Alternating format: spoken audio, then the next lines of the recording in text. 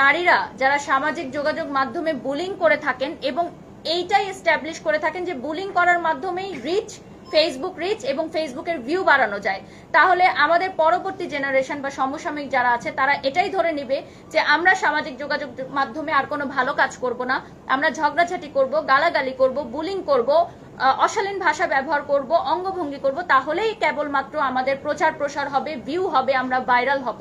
ভাইরালকে একটা নোংরা শব্দ হিসাবে তারা ব্যবহার করছেন এবং আমার নাম তারা বিভিন্ন জায়গায় ছবি সহ প্রকাশ করছেন, ওই ভিডিওগুলো ক্লিপ কেটে কেটে ছোট বাচ্চাদের সামনে অকথ্য ভাষায় ব্যবহার করা হচ্ছে, তাদের স্টাফদের সামনে তাদের স্টাফরাও যুক্ত হয়ে বিভিন্ন অঙ্গভঙ্গি করে দেখানো হচ্ছে। এবং তিনি লাইভে এসে সরাসরি বলেছেন যে ব্র্যান্ড প্রমোটারদেরকে ব্র্যান্ডের মালিকরা টাকা দিয়ে ভাড়া করে কিনে এনে চাকরের মতো খাটায়। চাকর শব্দটা তিনি উচ্চারণ করেছেন এবং বলেছেন যারা মডেল, যারা নায়িকা, যারা হচ্ছে আমরা যারা ব্র্যান্ড প্রমোটার, তাদেরকে ভাড়া করে টাকা দিয়ে নিয়ে এসে চাকরের মতো খাটানো হয়। তার মানে কি আমরা যারা আছি এখানে উপস্থিত আমরা সবাই চাকর? যারা জব করছেন তারা সবাই বসের আন্ডারে চাকরের মতো খাচ্ছেন টাকার বিনিময়ে? আমার বাবা, আপনার মা, আমার বোন কোথাও না কোথাও চাকরের মতো খাচ্ছে। সকল নারী জাতিকে অপমান করা হয়েছে, সকল পুরুষ জাতিকে অপমান করা হয়েছে, বডি শেমিং করা হয়েছে, আমার জিমের ইনস্ট্রাক্টর সহকারে আমাদের অঙ্গভঙ্গিগুলো করে দেখানো হয়েছে, একজন মাকে বডি শেমিং করা হয়েছে। সম্পূর্ণ ব্র্যান্ড প্রমোটার সেক্টরকে ধূলিসাৎ করার জন্য ষড়যন্ত্র করা হচ্ছে। আমি যে সকল ব্র্যান্ডের সাথে যুক্ত আছি সেই সকল ব্র্যান্ডকে হেয় করা হচ্ছে, যাতে সেই সকল ব্র্যান্ডরা উঠে দাঁড়াতে না পারে, প্রমোশন না করাতে পারে। যত ছোট ছোট উদ্যোক্তারা আছেন যারা নতুন শুরু করেছেন তারা যাতে ব্র্যান্ড প্রমোটারদেরকে নিয়ে কাজ করতে না পারে, তারা যাতে ব্র্যান্ড প্রমোটারদেরকে নিয়ে কাজ করে ডিজিটাল প্ল্যাটফর্মে হাইলাইট না হতে পারে, এটি একটি গভীর ষড়যন্ত্র। এটা এখন ক্লিয়ার হয়ে গেছে যে এটি একটি গভীর ষড়যন্ত্র।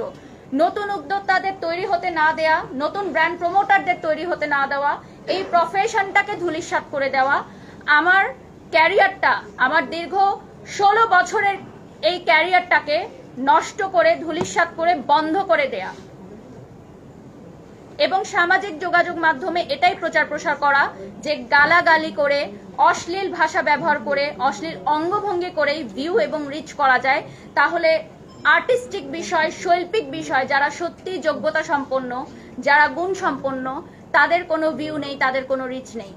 এবং এটাই আপনারা দেখেছেন কয়েকদিন রিসেন্ট অনেক ফেসবুক পেজ, অনলাইন ক্রিয়েটাররা এই বিষয়গুলোকে মেনশন করে করে পোস্ট দিয়ে তারাও রিচ, ভাইরাল হচ্ছে এবং সবাই এটা বলছে যে এই বিষয়গুলো নিয়ে কথা বললেই তো ভাইরাল হওয়া যায়। তার মানে আমাদের পরবর্তী নেক্সট জেনারেশনের কাছে এটাই প্রচার করা হচ্ছে যে এই সামাজিক যোগাযোগ মাধ্যম আসলে অসামাজিক এবং এটা কোনো সুস্থ স্বাভাবিক সামাজিক যোগাযোগ মাধ্যম হতে পারে না।